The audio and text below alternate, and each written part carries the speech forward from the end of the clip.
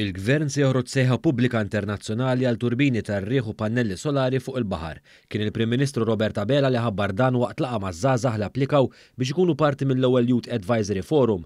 Il-Prim Ministru spjega li r-rata preżenti ta' ġenerazzjoni ta' enerġija rinnovabbli f'pajjiżna hija ta' 12%. Jiġifieri pajjiżna għandu ħafna xemx, għandu ħafna riħ, iżda r-rata hi waħda baxxa. Dr. Abela sostna li l-ispjegazzjoni għal dan hi waħda li m'għandniex biżejjed art. Robert Abela qal li nhar l-erba' li ġej il-Parlament se jiddiskuti l-att fejn se jiġu stabbiliti żoni li jiffurmaw żoni ekonomiċi esklusivi, jiġifieri żoni barra mill-iħpra territorjali fejn pajjiżna jkollu ġurisdizzjoni fuqhom.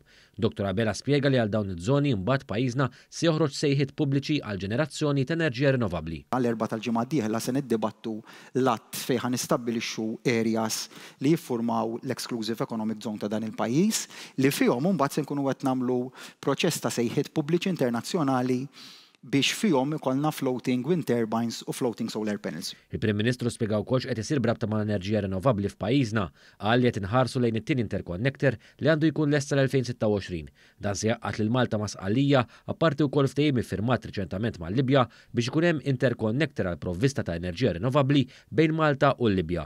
Il-Prim Ministru kien spjega li l-Libja għandha potenzjal qawwi biex tiġġenera enerġija rinnovabbli u fil-kuntest ta' rida ta' dan il-pajjiż li jkun sieħeb strateġiku mal-Unjoni Ewropea iwassal biex Malta tkun lesta li sservi bħala ċentru għall-enerġija l-ħadra li taqqat l-Ewropa mal-Afrika. Hemmhekk fejn qed nara verament li hemm potenzjal, jiġifieri li aħna inżidu l-perċentwal ta' enerġija rinnovabbli li għandna ġewwa pajjiżna li bħalissa huwa miżerjament baxx ta' 12% mhux iktar.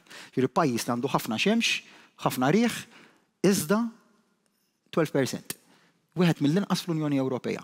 U dik hija xi ħaġa li ddejjaqni ferm. Apparti dan fl-aħħar jiem il-Kummissjoni Ewropea approvat reviżjoni li talbet Malta lil pjan ta' rkupru u reżiljenza ta' pajjiżna li issa se jkollu iżjed investimenti fi proġetti ta' enerġija rinnovabbli.